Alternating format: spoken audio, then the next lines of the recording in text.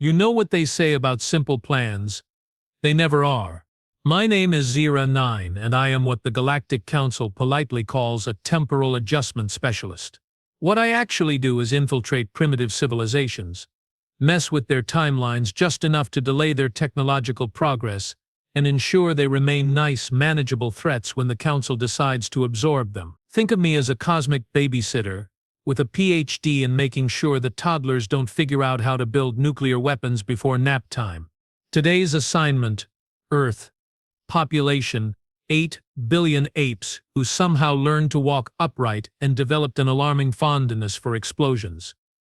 My mission: delay their quantum computing breakthrough by exactly 7 months, 3 days, and 14 hours, just long enough for the Council fleet to arrive and, well, let's call it aggressive diplomacy.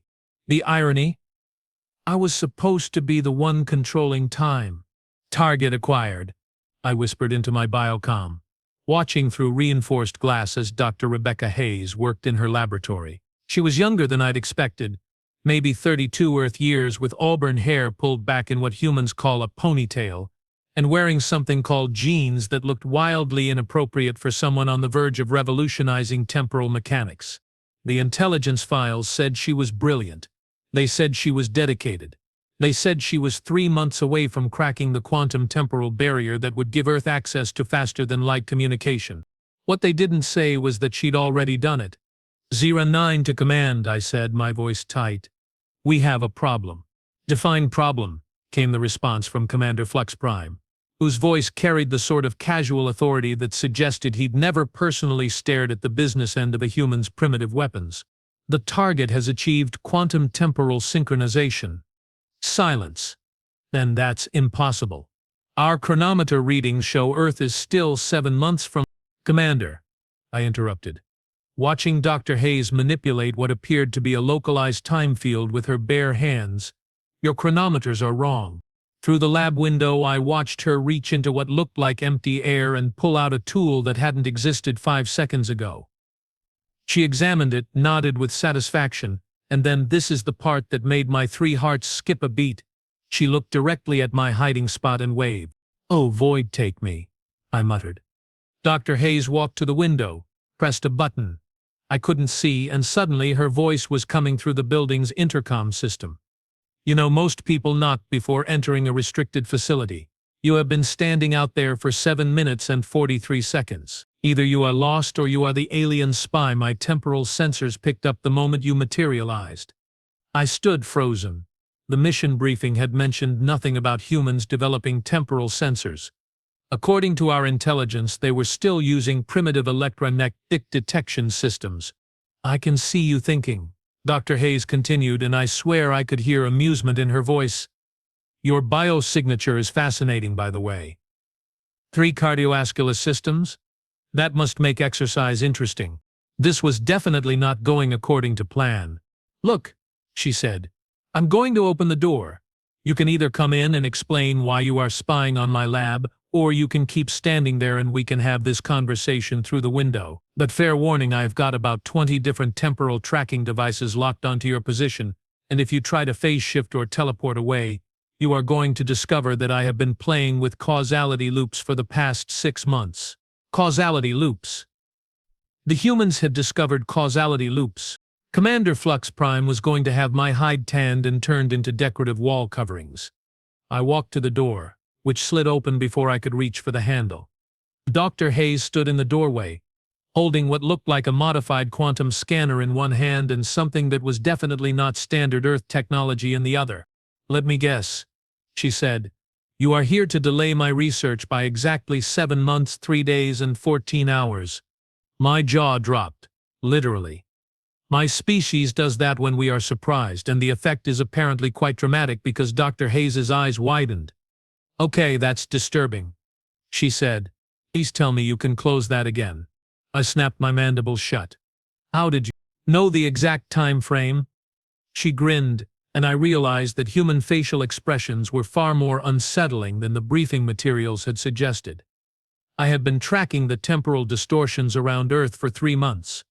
Your scouts have been very busy, haven't they? Mapping our defensive capabilities, cataloging our weapons, estimating our technological development rate. She gestured for me to follow her into the lab, against every instinct screaming at me to run. I did? The thing is, she continued, walking over to a device that was humming with energy patterns, I didn't recognize. Your people made a fundamental error in their calculations. Which was, you assumed we were developing linearly. Dr. Hayes touched something on her control panel, and suddenly, the air around us shimmered. You thought that if we discovered quantum mechanics in year X, we'd discover temporal mechanics in year X plus 200. Very logical. Very reasonable. The shimmer intensified, and I realized we were now standing inside some sort of temporal bubble. But humans, she said, her grin widening, aren't particularly logical. Outside the bubble I could see the lab continuing to function, but everything was moving in slow motion. A coffee cup that had been falling off a desk was now suspended in mid-air. Drops of liquid frozen like brown jewels. We had our first stable quantum computer running last year, Dr. Hayes said conversationally. Had our first temporal experiments working 3 months ago, and as of this morning I can create localized time fields, accelerate or decelerate causality within a confined space, and this is the fun part, track temporal disturbances across roughly a light-year radius. My biocom was screeching with alarm signals that seemed to be coming from very far away. So when your advanced scout materialized in low Earth orbit 6 months ago, she continued, I noticed, when your surveillance drones started mapping our communications networks 4 months ago, I noticed that too. And when you personally arrived here 3 days ago, I definitely noticed. She walked over to what appeared to be a 3-dimensional holographic display showing a map of local space. Red dots were scattered across it like angry stars. 47 ships, she said, pointing at the display. Holding position at the edge of your sensor range, waiting for the all-clear signal from you. My 3 hearts were now beating so fast I was starting to feel lightheaded. Here's what I don't understand, Dr. Hayes said, turning back to me with that unsettling human smile. Why send one spy to delay one scientist? If you wanted to slow our development, why not just eliminate our entire research program? Because, I said, finding my voice, the Council doesn't believe in genocide. We prefer cultural absorption. She nodded as if this made perfect sense. So you were supposed to delay my research just long enough for your fleet to arrive and demand our surrender. Something like that. And I was supposed to be so focused on my work that I wouldn't notice an alien spy watching me through my lab window. The intelligence suggested you were obsessive about your research.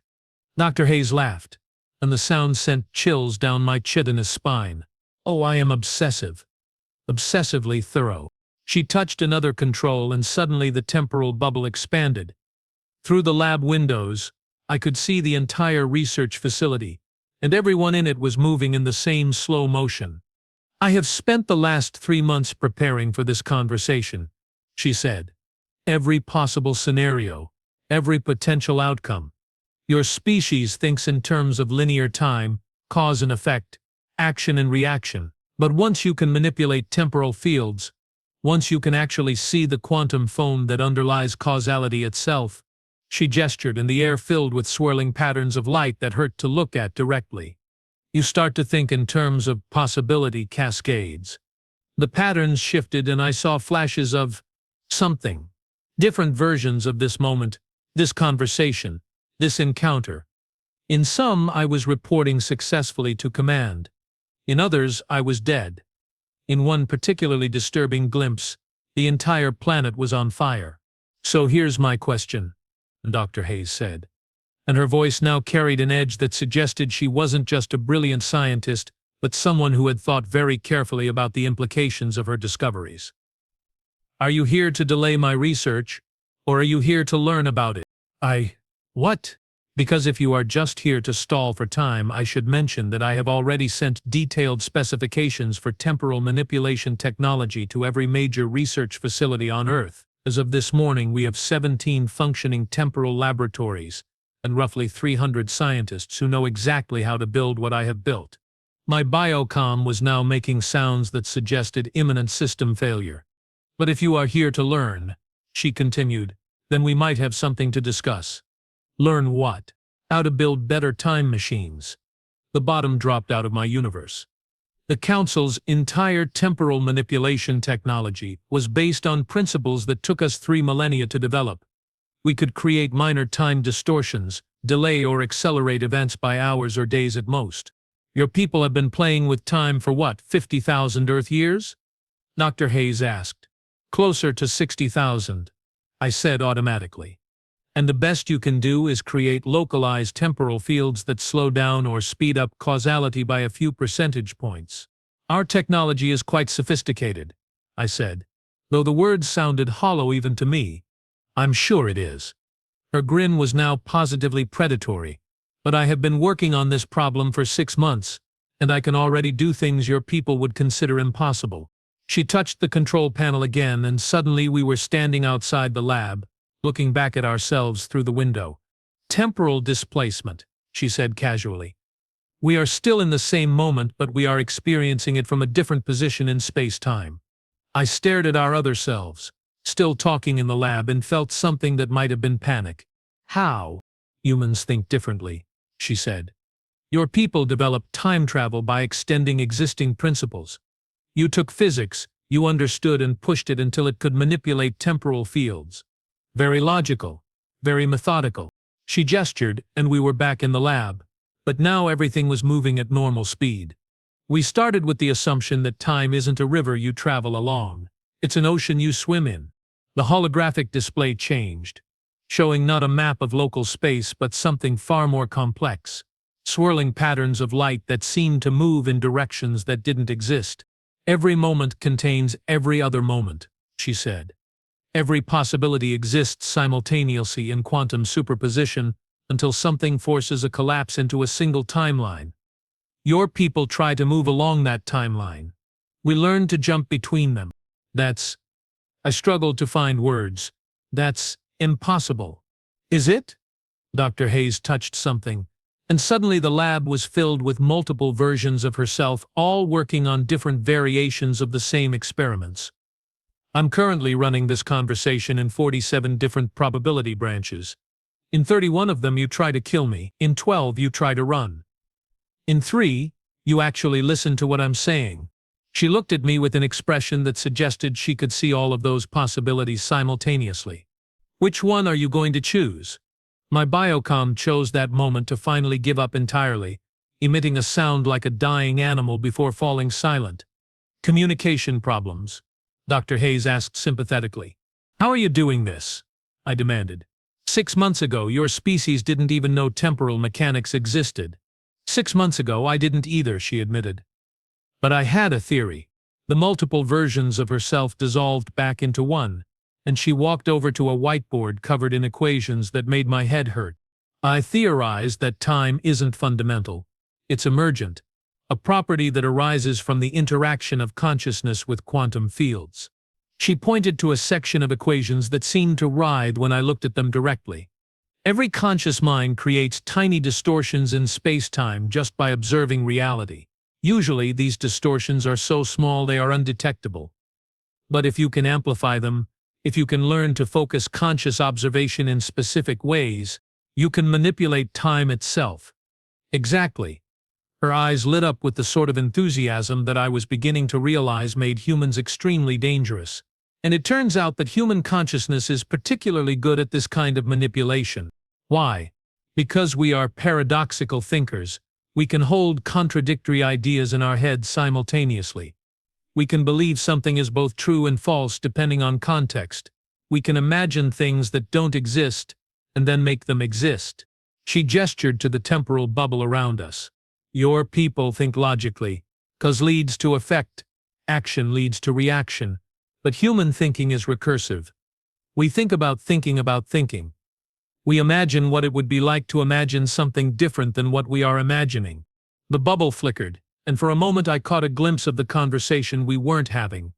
In a timeline where I'd never entered the lab at all, and when you apply that kind of recursive, paradoxical thinking to quantum mechanics, you get time travel.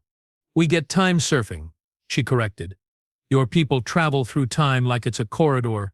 We surf it like it's a wave. She walked over to another device. this one projecting what looked like a real-time map of Earth's orbital space. Which brings us to your fleet. The display zoomed out, showing the 47 ships that were supposedly hiding at the edge of sensor range. They are not just waiting for your signal, are they? Dr. Hayes asked. They are waiting for the temporal distortion field you were supposed to create. My silence was apparently answer enough. I thought so. You weren't just supposed to delay my research. You were supposed to create a localized time slow around Earth. Make our months feel like days to the outside universe. She touched a control and the display showed probability cascades spreading out from Earth like ripples in water. By the time your fleet arrived, we'd have experienced only a few days while they experienced months. We'd be completely unprepared, still arguing about whether your first contact was real or a hoax. How did you know? Because I have seen it happen. The display shifted, showing timelines where Earth was a smoking ruin. In 17 different probability branches, your plan works perfectly. Earth falls in less than a week, and 8 billion humans become part of your council's cultural absorption program. She turned back to me, and her expression was no longer amused. But I also saw something else.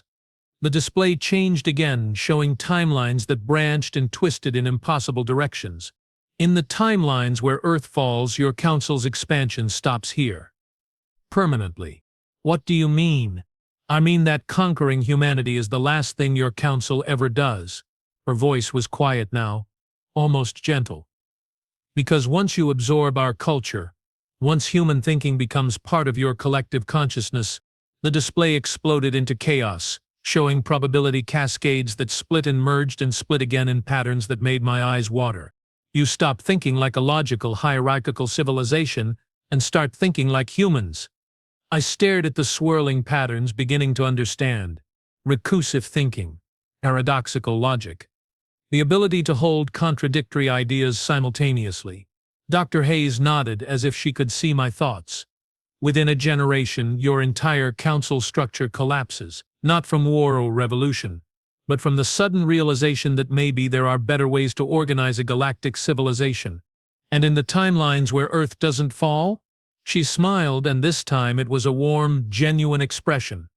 We figure out faster than light travel in about 6 months. Start exploring the galaxy. Meet your people as equals instead of subjects. The temporal bubble around us began to fluctuate. Well, here's my proposal, Dr. Hayes said. Instead of stalling for time that I'm already controlling, why don't you help me send a message to your fleet? What kind of message? The kind that suggests maybe invasion isn't their best option. She walked over to what looked like a communications array, but the energy signatures were all wrong. I have been monitoring your fleet's communications for the past 3 days. Very sophisticated encryption, by the way. It would have taken our best cryptographers years to crack it. She pressed a button, and suddenly voices filled the lab. Alien voices, speaking in languages I recognized. Fortunately, she said with that predatory grin, I don't crack codes the traditional way. How did you? I observed the communications in multiple timelines simultaneously, found the probability branches where your people transmitted in clear text, then extrapolated the encryption patterns back to this timeline. The voices were saying things that made my chitinous plates try to fold in on themselves.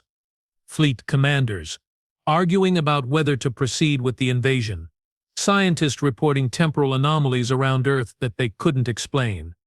And then, clear as daylight, Commander Flux Prime himself. 09's biocom went dark 3 hours ago. Either she's dead, or she's discovered something that changes everything. Dr. Hayes looked at me expectantly. So, she said. Which is it? Before I could answer, every screen in the lab flickered to life, showing the interior of what was obviously a Council command ship. Commander Flux Prime appeared on the main display, his 4 eyes wide with something that might have been fear. Dr. Hayes, he said in accented but perfectly understandable English, we need to talk.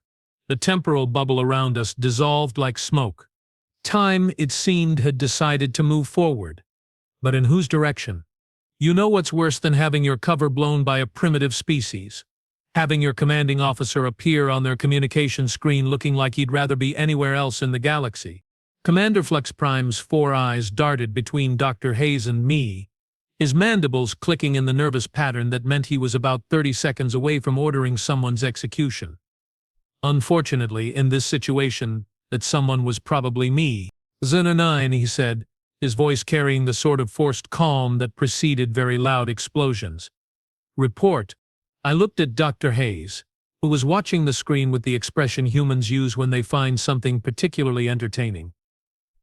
She gestured for me to go ahead, as if this was my conversation to lead. Commander, I began. The situation has become complicated. Complicated. Flux Prime's voice could have frozen plasma. 09. Your biocom transmitted a distress signal before going offline. Your last coherent message mentioned impossible temporal readings, and now I'm receiving a direct communication from the target planet using encryption protocols that shouldn't exist for another 2 centuries. Dr. Hayes stepped into view of the screen, and I watched Flux Prime's expression shift from annoyance to confusion to what might have been carefully controlled panic. Good morning, Commander, she said cheerfully. Or good afternoon, or good evening. Time's a bit flexible at the moment, so I'm not entirely sure which applies. You are Dr. Rebecca Hayes. I am indeed. And you are Commander Flux Prime of the Council Expeditionary Force currently positioned at coordinates. She rattled off a string of numbers that made Flux Prime's eyes widen. Roughly 14 light minutes from Earth, trying very hard to stay hidden behind what you think is a sensor shadow. How did you detect your fleet? Oh, that's easy. Your ships leave temporal wake signatures. Every time you move through space, you create tiny distortions in the local time field. Most species wouldn't notice them for another few millennia. She smiled that predatory human smile. We noticed them about 6 months ago. Flux Prime was now making the sort of expression my species associates with severe indigestion. Dr. Hayes, he said carefully, perhaps we should discuss terms. Terms? Oh, this should be good. She pulled up a chair and sat down as if she were settling in to watch entertainment. What sort of terms did you have in mind? Standard cultural absorption protocols. Your planet submits to Council authority. We provide advanced technology, medical assistance and guidance toward galactic citizenship. In exchange, your species agrees to contribute your unique perspectives to our collective knowledge base. Dr. Hayes was quiet for a moment, and I found myself holding my breath. Then she started laughing. It wasn't the gentle amusement I'd heard earlier. This was the kind of laughter that suggested someone had just told a joke so absurd that reality itself was questioning its life choices. Oh, Commander, she said when she finally stopped. You really don't understand what's happening here, do you? Enlighten me. Dr. Hayes stood and walked over to her control panel. The lab around us shimmered, and suddenly we weren't just looking at Flux Prime's command ship. We were looking at his entire fleet, displayed in perfect 3-dimensional detail. 47 ships, she said conversationally. Crew complement of roughly 30,000. Armed with plasma cannons, quantum torpedoes, and something that looks like a planet-cracking device. Flux Prime's silence was answer enough. Impressive, Dr. Hayes continued. According to my analysis, you could reduce Earth's surface to radioactive dust in about 6 hours. Assuming, of course, that we just sat here and let you do it. The display zoomed in on individual ships, showing technical specifications that definitely shouldn't have been available to anyone outside the Council military. But here's the thing, Commander. You are thinking about this problem in terms of conventional space warfare. Ships versus planet. Technology versus technology. The stronger force wins. She touched something on her panel and the display changed. Now it was showing something else. Probability cascades. Timeline branches, causality loops twisting through dimensions I couldn't name. What if I told you that your fleet is currently existing in 17 different timeline variants simultaneously? I would say that's impossible. Would you? Dr. Hayes grinned. Let me show you something interesting. The display shifted again, and now we were looking at Flux Prime's command bridge from the inside. But there were multiple versions of it, overlapping like double-exposed photographs. In some, the crew was at battle stations. In others, they were celebrating victory. In one particularly disturbing variant, the bridge was on fire. Quantum superposition, Dr. Hayes explained. Your fleet exists in a state of quantum uncertainty until something forces reality to collapse into a single timeline. Right now, you are simultaneously winning this encounter, losing it, and discovering that the entire concept of winning or losing doesn't apply. Flux Prime was staring at the display with the expression of someone who'd just realized they'd brought a stick to a nuclear war. This is some sort of trick. An illusion. Is it? Dr. Hayes asked. Computer? Transmit tactical display to flagship. A new voice filled the lab. It was synthetic, obviously artificial. But there was something unsettling about its tone. Transmitting quantum superposition analysis to Council flagship eternal truth. Warning: recipient vessel exists in multiple timeline variants. Transmission may cause causality cascade. On the screen, I watched Flux Prime's tactical officer suddenly go very pale and start speaking rapidly in his native language. What is he saying? Dr. Hayes asked me. He's reporting that their sensors are detecting multiple versions of their own ship, I said weakly, all occupying the same space. Ah. Dr. Hayes nodded as if this was perfectly reasonable. That would be the quantum uncertainty field I established around your fleet about 3 hours ago. You did what? Think of it as a safety measure. She walked over to another control panel. This one projecting what looked like a real-time map of local space-time. Your ships are currently existing in a state of superposition. You are simultaneously here to invade, here to negotiate, here to retreat, and here to discover that humans make surprisingly good allies. The map showed probability threads spreading out from the fleet's position like a spider web made of light. The interesting thing about quantum superposition, Dr. Hayes continued, is that observation collapses the wave function. The act of measuring something forces it into a single state. She looked directly at Flux Prime. So the question becomes, what are you going to observe? On the screen, Flux Prime was having a rapid conversation with his officers. I caught fragments: temporal distortions, causality violations, recommended immediate withdrawal. Commander, Dr. Hayes said pleasantly, may I make a suggestion? I'm listening. Instead of thinking about this as an invasion, what if you thought about it as a first contact scenario? What's the difference? Perspective.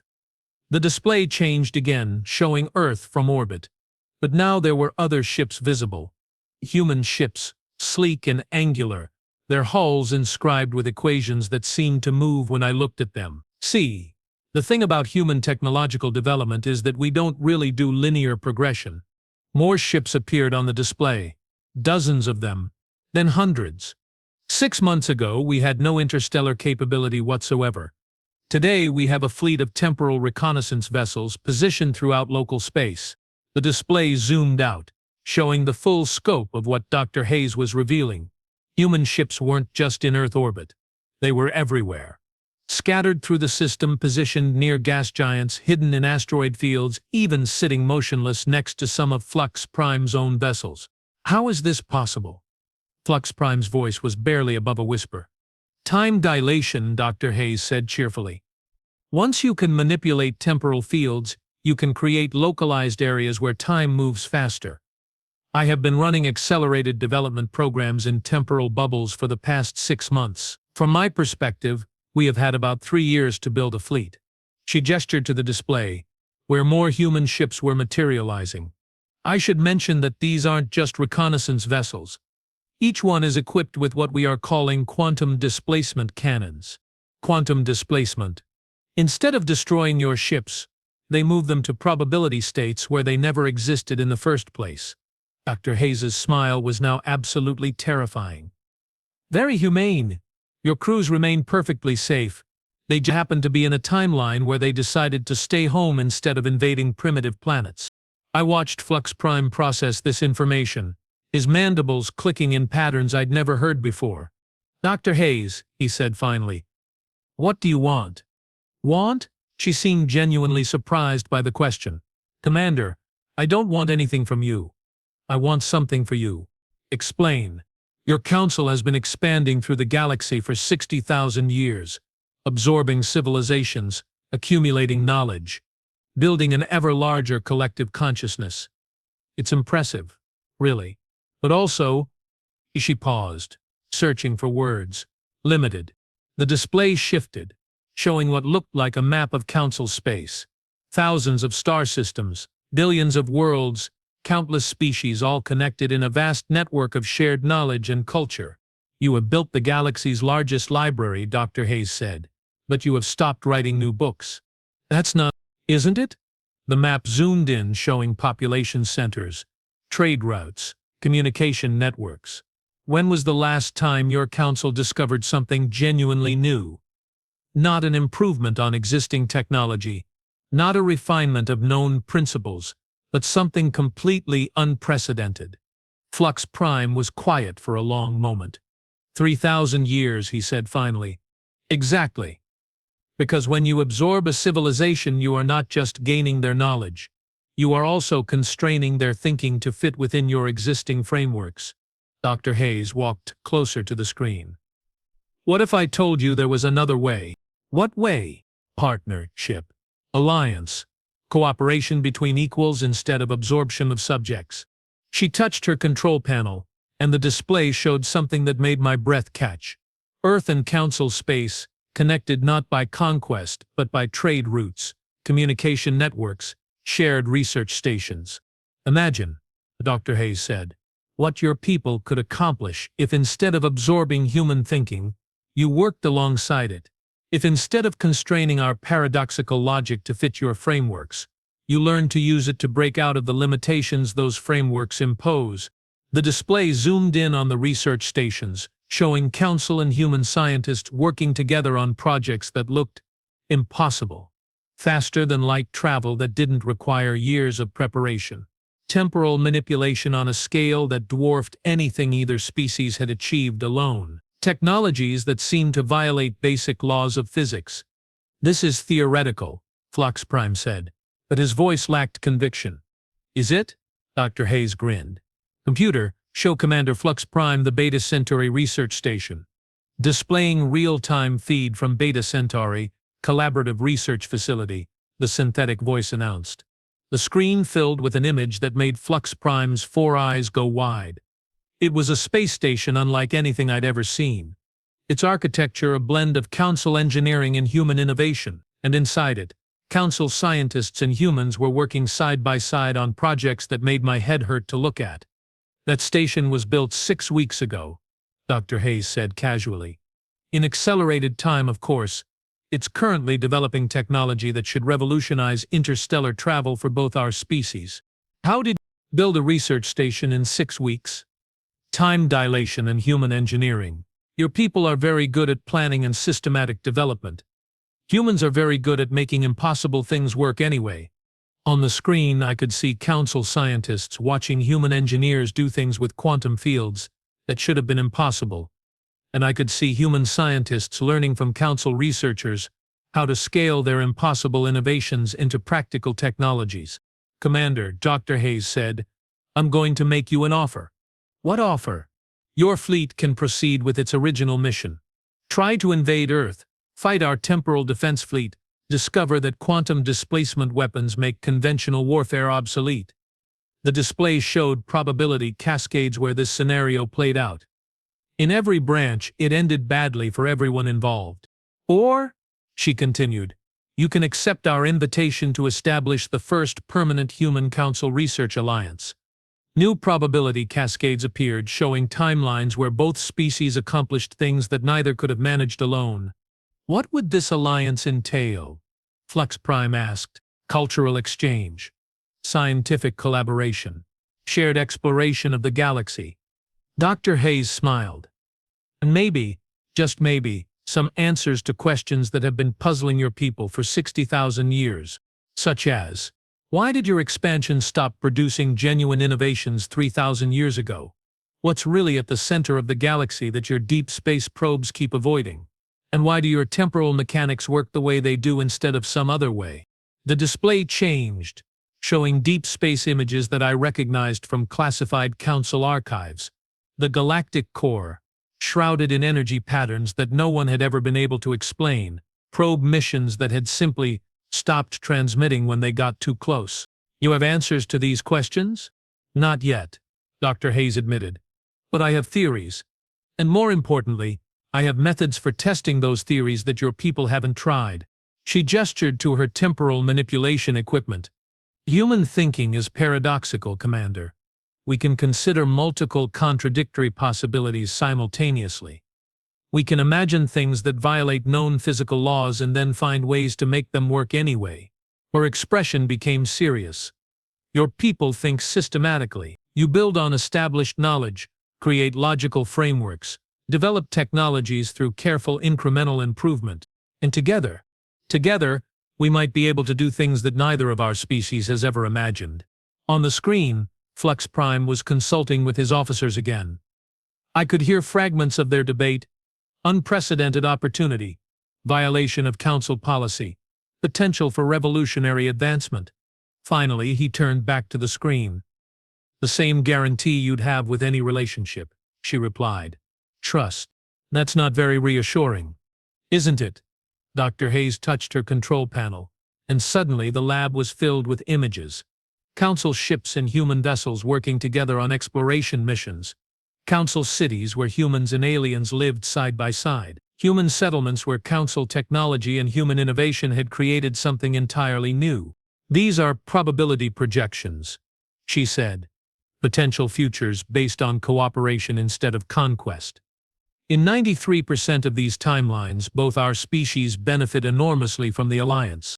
And in the other 7%, we end up arguing about whose turn it is to do the dishes.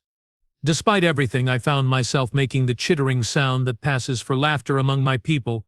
Flux Prime was staring at the projections with an expression I'd never seen before. It might have been hope. Dr. Hayes, he said finally, I will need to consult with the Council. Of course. Take all the time you need.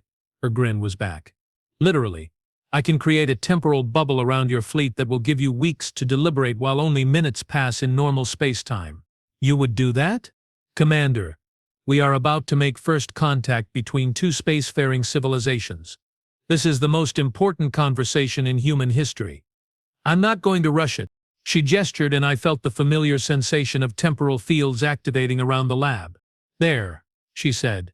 You now have 6 weeks of subjective time to make your decision. And Commander, yes? While you are deliberating, you might want to consider that this offer expires the moment you decide to use force. The quantum displacement weapons aren't theoretical. Neither are the temporal defenses. Flux Prime nodded slowly. Dr. Hayes, he said, thank you for this opportunity. Thank you for listening. The transmission ended, leaving us alone in the lab. I stood there for a moment trying to process everything that had just happened. I began. Terrifying? Impossible? Completely contrary to everything you know about first contact scenarios? I was going to say brilliant. Dr. Hayes looked at me with surprise. You know, she said, you are not what I expected from a Council temporal agent. What did you expect? Someone more. She searched for words. Rigid. Inflexible. Committed to following orders regardless of consequences.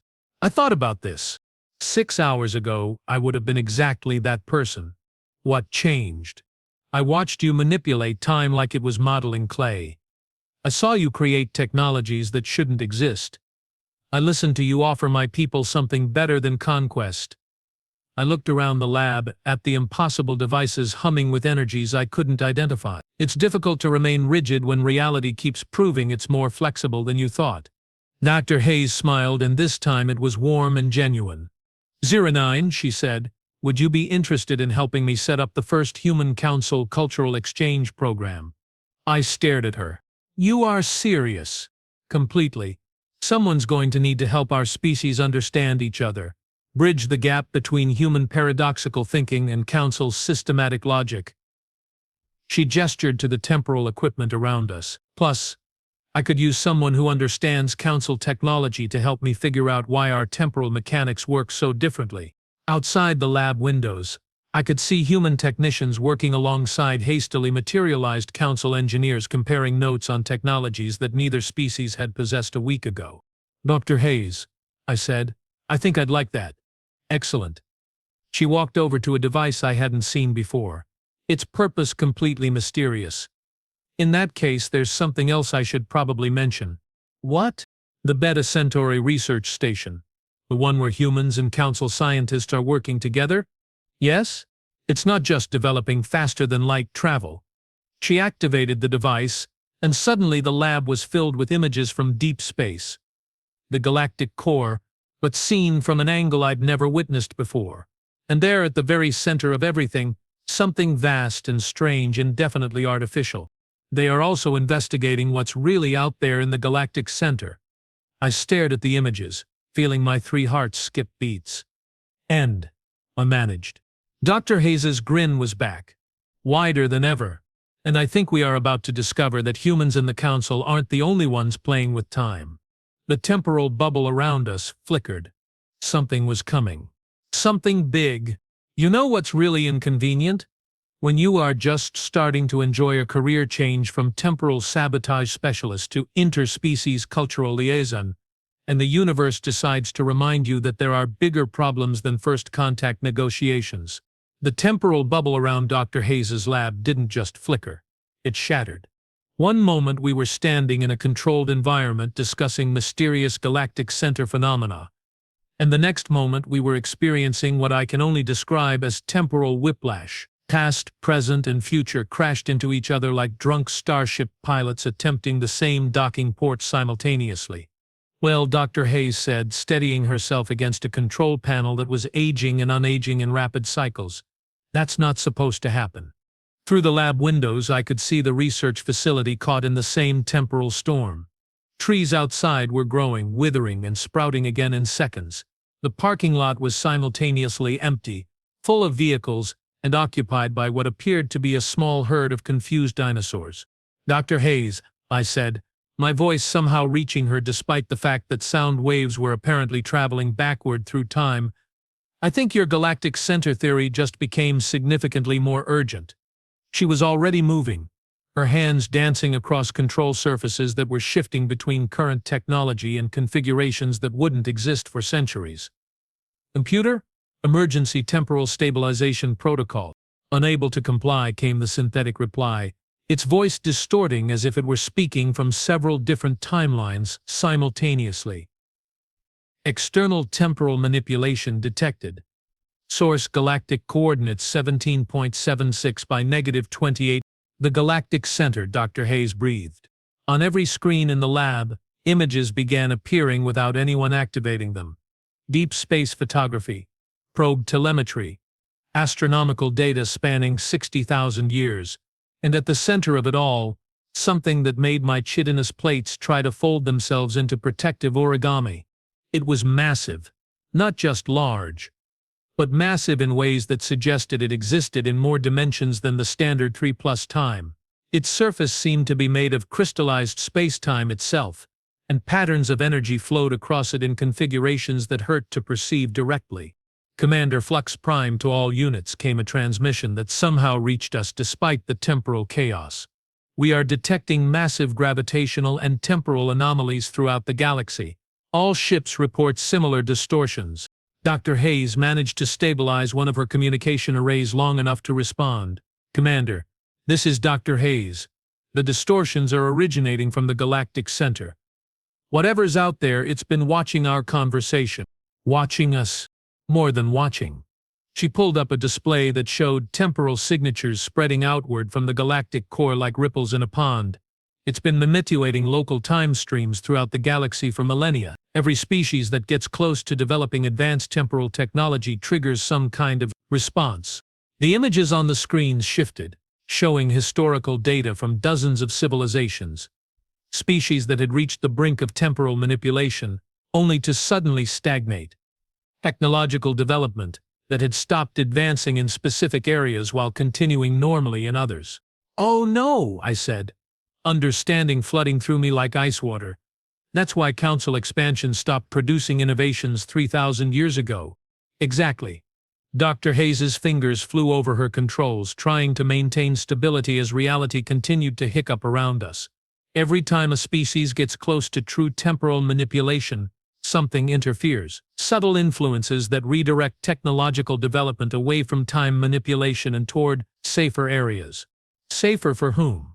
Before she could answer, every screen in the lab went black. Then slowly words began appearing. not in any language I recognized. But somehow I understood them anyway. Attention, temporal manipulation entities. Your activities have exceeded acceptable parameters. Dr. Hayes and I exchanged glances. Is it talking to us? I asked. Species designation. Human. Species designation. Council collective. You have developed temporal manipulation capabilities beyond projected parameters. Projected by whom? Dr. Hayes asked the screen. Temporal stability requires intervention. The lab shuddered, and I realized we weren't just experiencing temporal distortions anymore. We were being moved. Not through space, but through time itself, pulled towards something vast and ancient, and definitely not happy about recent developments. Dr. Hayes, I said, trying to keep my voice steady, I don't suppose you have a plan for dealing with godlike entities that have been secretly managing galactic civilization for 60,000 years. As a matter of fact, she said, her hands never stopping their dance across the control panels. I do. Really? Really? Computer. Activate the paradox protocol. Dr. Hayes, the synthetic voice replied. The paradox protocol is theoretical. It has never been tested. Today seems like a good day to start testing theories. Around us, the lab began to change. Not physically, but conceptually. Equations appeared in the air. Mathematical formulas that described relationships between consciousness, observation, and temporal mechanics. But these weren't normal equations. They were recursive, self-referential, describing systems that influenced themselves in impossible ways. What is the paradox protocol? I asked. Remember what I told you about human thinking? How we can hold contradictory ideas simultaneously. Dr. Hayes's grin was back. Despite the fact that we were currently being yanked through time by something that could probably delete our entire solar system with a thought, I have been working on a way to apply that to temporal mechanics. The screens around us flickered back to life, showing the entity at the galactic center in greater detail. It was clearly artificial, clearly ancient, and clearly not pleased with current events. Species human. Explain the purpose of paradoxical temporal manipulation. Oh good, Dr. Hayes said cheerfully. It wants to talk. Hello, ancient galactic time guardian. I'm Dr. Rebecca Hayes, and this is my colleague, 09. We were just having a lovely conversation about interspecies cooperation when you decided to rearrange local causality. Paradoxical temporal manipulation threatens galactic stability. Does it? Or does it threaten your control over galactic development? The response came as a wave of temporal pressure that made my teeth ache in dimensions I didn't know I had. Control is necessary. Order is required. Temporal manipulation by developing species leads to causality cascade failures. According to whom? Dr. Hayes asked. Have you actually tested this hypothesis? Or are you working from theoretical models that are 60,000 years out of date? I stared at her. She was arguing temporal mechanics with a galactic-scale entity that could probably rewrite the laws of physics on a whim. Models are accurate. Observation of species development confirms temporal manipulation leads to civilization collapse. Observation of species that develop temporal manipulation the way you expect them to, Dr. Hayes corrected. Linear development, logical progression, systematic advancement. She gestured to her impossible equations hanging in the air around us. But what about species that develop temporal manipulation paradoxically? Explain. Humans don't think linearly about time. We think recursively. We consider multiple contradictory possibilities simultaneously. We can imagine things that violate causality and then make them work anyway. The screens showed new images, human temporal research, but viewed from the entity's perspective. Instead of the clean, logical development patterns it was used to seeing, human advancement looked like controlled chaos. Your models assume that temporal manipulation leads to causality failures because most species try to impose order on time. Dr. Hayes continued. They try to control it, direct it, make it follow logical rules. Correct approach. Is it? What if time doesn't want to be controlled? What if it wants to be collaborated with? The temporal pressure around us shifted, becoming less oppressive and more curious. Elaborate. Dr. Hayes activated one of her devices, and suddenly the lab was filled with dancing patterns of light that seemed to exist in several dimensions simultaneously. Human temporal manipulation doesn't try to control time. It tries to surf it. We work with temporal currents instead of against them. We use paradoxical thinking to navigate causality instead of trying to impose linear logic on it. The patterns shifted, showing the difference between council temporal technology and human innovations. Where council tech tried to create rigid temporal fields, human tech created flexible, adaptive streams that flowed with the natural currents of space-time. And the result? Dr. Hayes gestured to the displays showing the Beta Centauri research station. Instead of causing causality failures, paradoxical temporal manipulation actually stabilizes local time streams. Impossible. Is it? Computer, show our friend the galactic temporal stability readings from the past 6 months. New displays appeared, showing temporal measurements from across the galaxy, and there, clear as daylight, was evidence that galactic temporal stability had actually improved since humans began their temporal experiments. How is this possible? I found myself asking. Because, Dr. Hayes said, humans aren't trying to fight the natural flow of time, we are working with it, and time, it turns out, likes being worked with, instead of being controlled. The entity was silent for a long moment. Around us, the temporal distortions began to calm. Hypothesis requires testing. I was hoping you'd say that. Dr. Hayes's smile was now positively incandescent. What if I told you that human council cooperation could develop temporal technologies that not only don't cause causality failures, but actually strengthen galactic temporal stability? Evidence. The Beta Centauri Station, Council, systematic development combined with human paradoxical thinking. The result is temporal manipulation technology that works with natural time streams instead of against them. The screens shifted again, showing the research being conducted at the station.